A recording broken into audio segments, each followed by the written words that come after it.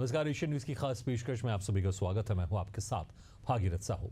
मुख्यमंत्री योगी आदित्यनाथ ने मोदी सरकार की तीसरी पारी के 1 साल और केंद्र में लगातार 11 साल पूरे होने पर पत्रकारों से चर्चा की, जिसमें उन्होंने कांग्रेस पर तंज कसते हुए कहा कि आजादी के 65 साल कांग्रेस सत्ता में रही।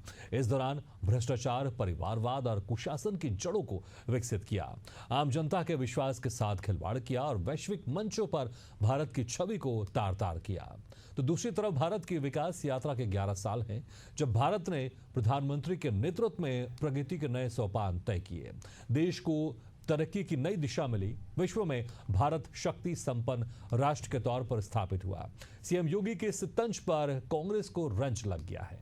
कांग्रेस ने पलटवार में कहा है कि इन 11 सालों में देश में बेरोजगारी और महंगाई बढ़ी है, संविधान पर प्रहार हुआ, उद्योगपतियों का विकास हुआ, तो किसानों ने खुदकुशी की, इसलिए जाना जाएगा।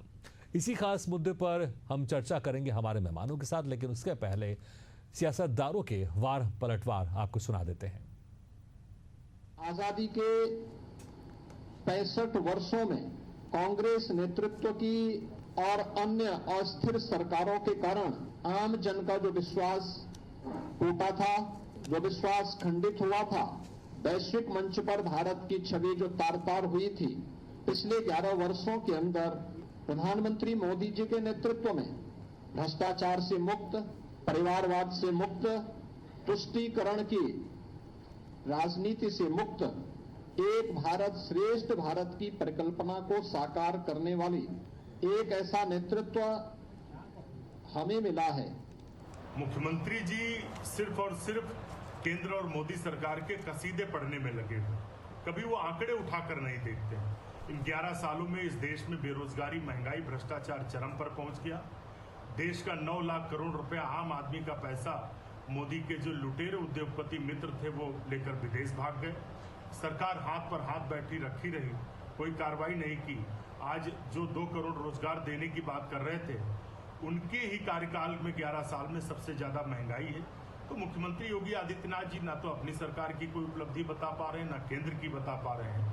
उत्तर प्रदेश में पेपर लीक हो गए, दलितों महिलाओं को निशाना बनाया गया, जाति जनगणना पर सरकार गोलमोल बात कर रही है। चलिए इसी खास मुद्दे पर हम चर्चा शुरू करते हैं। जो मेहमान हमारे साथ मौजूद है, मैं उनका आप लोगों से तारुफ कराता हूं। हमारे साथ हैं बीजेपी प्रवक्ता विनीत शुक्ला जी, कांग्रेस प्रवक्ता जितेंद्र तिवारी जी और वरिष्ठ पत्रकार नाविद शिको जी। आप सभी मेहमानों को स्वागत है हमारी इस खास चर्चा में। सबसे पहले जितेंद्र तिवारी जी, देखिए आपके जिस तरह से नेता और जो पार्टी के जो लोग हैं, विपक्ष पार्टी के लोग हैं, वो आंकड़ों की बात कर रहे हैं, लेकिन अगर आंकड़ों की बात अगर करें तो आंकड़े तो कुछ और बयां करते हैं। अभी हाल ही में जो विश्व बैंक की रिपोर्ट आई है, उसमें 34.5 करोड़ से जो अत्यंत गरीबी में लोग जी रहे थे, वो अब 7.5 करोड़ हो गए। तो उसमें एक बड़ा यहां पर फेरबदल देखने को मिला। कहीं ना कहीं सरकार की उपलब्धि तो है। अगर जीडीपी की बात कर ले, अन्य देशों के मुकाबले 6.5% इस बार रहने का अनुमान है 2025-26 का। अगर हम जीएसटी कलेक्शन की बात कर ले, अप्रैल मई में भी यहां पर 2 लाख से ज्यादा कलेक्शन रहा है। और तमाम ऐसी चीजें अगर आंकड़ों की बात करेंगे तो मुझे लगता है कि विनीत शुक्ला जी और आंकड़े गिनाएंगे, लेकिन क्योंकि आंकड़ों का जिक्र कर रहे थे विपक्षी पार्टी के लोग, इसलिए मैं कह रहा हूं आंकड़े तो कुछ और बयां कर रहे हैं। जी धन्यवाद आपको भागीरथ जी। आंकड़े की ही बात करते हैं तो पहली बात तो यह है कि आंकड़े में जीडीपी का कोई ऐसा विश्व में वो नहीं है, मान्य प्रक्रिया नहीं है। जीडीपी को अपने अनुसार बढ़ाया घटाया जा सकता है। अलग अलग देश जीडीपी की अलग अलग गणना करते हैं। आप ये बताइए, जीडीपी अगर बढ़ी है तो क्या किसी व्यक्ति की आय बढ़ी? क्या किसी सरकारी नौकरी करने वाले की सैलरी बढ़ी है? क्या प्राइवेट जॉब करने वाले की सैलरी बढ़ी है? क्या किसी सब्जी वाले का जो ठेला चलता था, अगर वो महीने में उसकी आय 15 से 20, तो क्या उसकी 35 से 40 हजार? बहुत आसान सवाल है। तो मेरा ये अगर 6-7 साल पहले उसकी क्या इनकम थी, अगर उससे आप कंपेयर करेंगे तो मुझे लगता है चाहे सरकारी नौकरी करने वाला उसकी सैलरी बढ़ी है, या अगर आप ठेले वालों की बात कर रहे हैं या जो भी वेंडर उनकी बात कर रहे हैं, तो अगर आप देखेंगे ज्यादा उनकी कमाई में बढ़ोतरी, इसमें कोई शक नहीं है। क्या बोल रहे हैं जितेंद्र जी? क्योंकि आपने कहा कि क्या बढ़ोतरी हुई है उनकी कमाई में, इसलिए कह रहा हूं मैं, अगर आप पिछले 5-6 सालों से कंपेयर अगर आप कर लेंगे तो चाहे सरकारी नौकरी वालों की सैलरी आप निकाल लीजिए, पहले क्या थी अब क्या थी।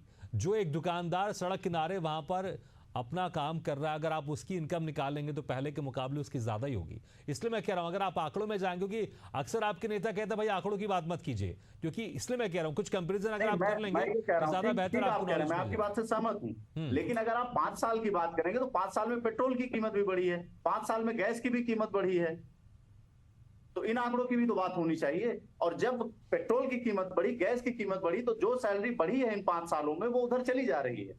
आय कहां बढ़ी? आय तो वो मानी जाती है ना जो हमारी सेविंग हो रही है, जो हमारे पास बच रहा है, जब हम कुछ एक्स्ट्रा खर्च कर पाए। 5 साल पहले हम जो खर्च कर रहे थे उससे ज्यादा हम कर पाए। व्यक्ति पहले 5 साल पहले 1 पाव लहसुन खरीद के आता था, आज सामान्य व्यक्ति 1 पाव लहसुन नहीं खरीदता है। आप सब्जी मंडी में चले जाइए, देख लीजिए भागीरथ जी। जीरा, छोटी छोटी चीजों की मैं बात कर रहा हूं। अगर ये भारतीय जनता पार्टी के लोग आंकड़ों की बात करते हैं तो इस आंकड़े की भी बात करें कि भारत देश में, ठीक है, आप कह रहे हैं लहसुन नहीं खरीद सकता, लेकिन मुझे लगता है वो शख्स जिस शख्स की आप बात कर रहे हैं वो एक ब्रांडेड मोबाइल हाथ में लेकर रोज इस्तेमाल कर रहा है। पहले घर में एक मोबाइल फोन हुआ करते थे, या उसके पहले वहां पर टेलीफोन हुआ करते थे लाइन वाले, एक मात्र। आज हर परिवार में हर शख्स के पास एक मोबाइल है, और हर कोई, बहुत सारे ब्रांडेड मोबाइल भी लोगों के पास है। ठीक है, हमारे साथ है बीजेपी के प्रवक्ता भी जुड़ गए हैं, विनीत शुक्ला जी। देखिए जिस तरह से जितेंद्र, ठीक है, समय मेरे पास कम है थोड़ा सा, आज थोड़ा सा समय मेरे पास कम है, इसलिए मैं सबके पास थोड़ा जाऊंगा। ठीक है विनीत शुक्ला जी, देखिए जितेंद्र तिवारी जी कह रहे हैं भाई सिर्फ आंकड़ों की बात मत कीजिए, जो पैसे आ रहे हैं वो पैसे खर्च हो जा रहे हैं, पैसे बच नहीं पा रहे हैं, फिर आप लोग किस बात की खुशी मना रहे हैं?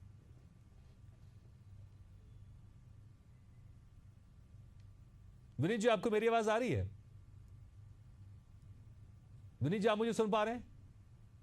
चलिए, लगता हमारी आवाज उन तक नहीं पहुंच पा रही। नावे जी, देखिए कैसे देखेंगे, अगर जिस तरह से अगर आंकड़े देखें, चाहे जीएसटी कलेक्शन की बात कर लें, अभी जो विश्व बैंक की हालिया रिपोर्ट है इसमें एक बड़ी बात है वाकई कि 34.5 करोड़ से जो अत्यंत गरीबी में लोग रह रहे थे वो अब 7.5 करोड़ बच गए हैं। तो कहीं ना कहीं उनके हाथ में पैसे बचे होंगे, पैसे आए होंगे, और जिस तरह से विपक्षी पार्टी बेरोजगारी की बात कर रही है उसमें कुछ तो कमी हुई होगी ना, नहीं तो इतना बड़ा आंकड़ा कम नहीं होता अगर हम बात करें अत्यंत गरीबों की। या फिर सिर्फ आंकड़े ये जादूगरी का खेल है, आंकड़ों के साथ यहां पर सरकार अपने आप को उपलब्धियों को पेश कर रही है, कैसे देखते हैं आप? जो आंकड़े हैं उन पर विश्वास करना पड़ेगा, लेकिन आंकड़े अपने अपने नजरिए से होते हैं, आंकड़े अपने अपने तरीके के होते हैं। आज सत्ता का ये आंकड़ा है और इस आंकड़े को स्वीकार भी करना पड़ेगा, और जरूर इस सत्ता का ये उपलब्धि है और जनता का विश्वास अगर सत्ता पे नहीं होता तो तीसरी बार नरेंद्र मोदी प्रधानमंत्री नहीं बनते। कुछ बेहतर चीजें हैं और ये अपने आप में वानगी है जो आंकड़ा आप पेश कर रहे हो, लेकिन कुछ चीजें ऐसी भी हैं जो दूसरे नजरिए से अगर आप देखिए, कुछ आंकड़े ऐसे भी हैं जो निराशाजनक हैं, कुछ आंकड़े ऐसे भी हैं जो ये बात बताते हैं कि जहां पर जनता का भारतीय जनता पार्टी पर, नरेंद्र मोदी पर विश्वास है, वहां पर कुछ चीजें अपेक्षाओं के परे हैं, वो उम्मीदें पूरी नहीं हुई जो थी। जैसे कि एक बड़ा आंकड़ा है कि महंगाई का और बेरोजगारी जो जनरल चीज है जिसको बार बार हम लोग दोहराते हैं और दोहराना भी चाहिए, वो ग्राफ बढ़ा है। इस सच्चाई को भी स्वीकार करना पड़ेगा। दूसरा आंकड़ा यह है कि भारत के बहुत बड़ी संख्या में, ये भी अपने आप में एक ऐसा आंकड़ा है जो रिकॉर्ड है, उन्होंने भारत छोड़ दिया भारत के नागरिकों ने, और वो विदेशों में बस गए। विदेशों में उन्होंने पैसा भी अपना इन्वेस्ट किया, रोजगार भी किया, और वहां पर वो अपना काम धंधा संवार रहे हैं, और खासतौर से वो लोग जो अपने छोटे मोटे बड़े उद्योग करते थे। ये भी सच्चाई है, इसको भी स्वीकार करना पड़ेगा। और कुछ अच्छाइयां भी हैं, इसमें भी कोई शक नहीं है कि कई चीजों में भारत बहुत आगे बढ़ा है। नया भारत एक नए रूप में, एक नए स्वरूप में है। हमारी ताकत बढ़ी है, हमारी आर्थिक स्थिति कई मायने में अच्छी भी हुई है, लेकिन कमियां और अच्छाइयां दोनों का अगर मंथन किया जाए तो गौर करने वाली बात यह है कि जनता का जितना विश्वास था उतनी अपेक्षाएं पूरी नहीं हुई हैं, क्योंकि 11 साल का अरसा बहुत होता है, और शायद यही कारण है कि 2 बार तरीके से भारत की जनता ने भारतीय जनता पार्टी और नरेंद्र मोदी को प्रचंड बहुमत के साथ भारतीय जनता पार्टी को बहुमत दिया। तीसरी बार कुछ डाउनफॉल हुआ है, विश्वास भी टूटा है, उसके कई कारण हैं। आम इंसानों की आम उम्मीदें पूरी नहीं हुई हैं, इसको स्वीकार करना चाहिए। बिल्कुल, जो उम्मीदें थी आप कह रहे हो पूरी नहीं हुई, ठीक है। विनीत शुक्ला जी, देखिए बहुत सारी उम्मीदें हैं, मैं बस कह दूं कि जी प्लीज, बाजीगरी होती है वो अपने अपने हिसाब से होती है। सत्ता पक्ष का भी अपना आंकड़ा होता है, उसमें सच्चाई भी होती है, इसमें कोई शक नहीं। विपक्ष का जो अपना आंकड़ा होता है, जो नकारात्मकता से भरा होता है, आलोचनात्मक से भरा होता है, वो भी सच होता है, वो जनता का दर्द उससे जुड़ा हुआ होता है, लेकिन सच्चाई तो जनता जानती है। बिल्कुल, वाकई सच्चाई जनता जानती है, इसमें कोई शक नहीं। इसलिए सबसे बड़ा हथियार उसके पास रहता है, जब चुनाव आते हैं तो वो अपने मत का प्रयोग करके अपनी पसंदीदा जो पार्टी है उसको चुनती है और उसको सरकार बनाती है। विनीत शुक्ला जी, देखिए खुशियां तो आप लोग मना रहे हैं, लेकिन बहुत सारी चुनौतियां भी हैं। नावेद शुक्ला जी भी कह रहे थे कि बेरोजगारी का जो एक मुद्दा वो तो है, और खासकर किसानों के हम देख रहे हैं लगातार धरने प्रदर्शन चलते ही रहते हैं कि किसानों के आय को लेकर तमाम तरह के संगठन प्रदर्शन करते रहते हैं। और जितेंद्र तिवारी जी कांग्रेस प्रवक्ता भी कह रहे थे कि खुशियां तो मना रहे हैं आप लोग, लेकिन बेरोजगारी का एक बड़ा मुद्दा है। जो पैसे लोगों के पास आ रहे हैं वो बच नहीं पा रहे हैं क्योंकि महंगाई भी बहुत है। देखिए, सबसे बड़ी बात यह है कि जैसे कह रहे हैं कि खुशियां मना रहे हैं, तो खुशियां मनाने का मौका है। आज देश में सेवा, सुशासन, सुरक्षा और सांस्कृतिक विकास जो देश के अंदर हुआ है माननीय मोदी जी के नेतृत्व में, आज डबल इंजन की सरकार, उत्तर प्रदेश की सरकार और जो जहां भी हमारे राज्यों में सरकार है वहां पर सभी केंद्र की योजनाएं लागू हैं। और अभी कांग्रेस के मित्र कह रहे थे कि रोजगार नहीं है, लोगों का इनको विकास नहीं दिखता।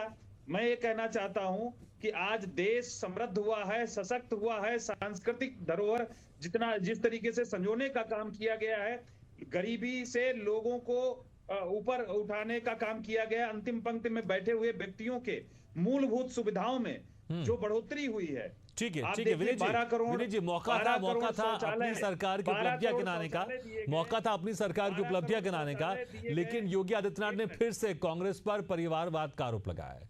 फिर से कहा है कि जो कांग्रेस के नेता विदेशों में जाके हमारे देश की छवि को तार तार करते हैं, भ्रष्टाचार का मुद्दा उठाया। तो आज फिर से कांग्रेस के लोगों को घेरा, परिवारवाद का फिर से मुद्दा उठाया है। मैं यही कह रहा हूं कि परिवारवाद इन सभी पार्टियों के अंदर सिर्फ और सिर्फ परिवारवाद है, और परिवार के लोग कैसे स्थापित हों, उनको कैसे लूट का हिस्सा बनाया जाए, ये इन पार्टियों की चिंता है।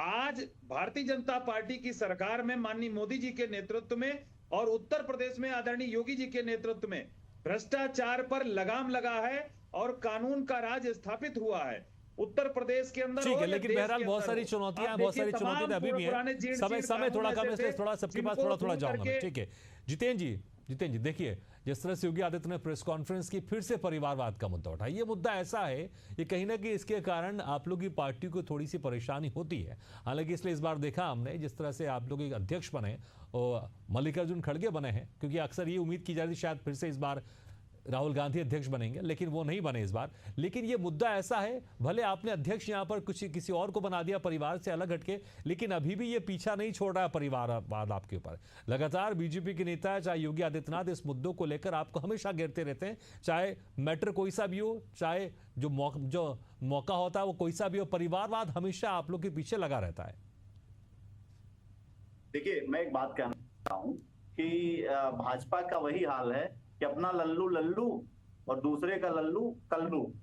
तो इनका ये हाल, ये अपने किसी नेता के बेटे को टिकट दें तो वो बड़ा अच्छा है, और कांग्रेस अगर वही काम कर रही तो परिवारवाद हो जाता है। कहिए तो कई सारे नाम गिनाते, उत्तर प्रदेश में ही लोकसभा में भी इन्होंने टिकट दिए।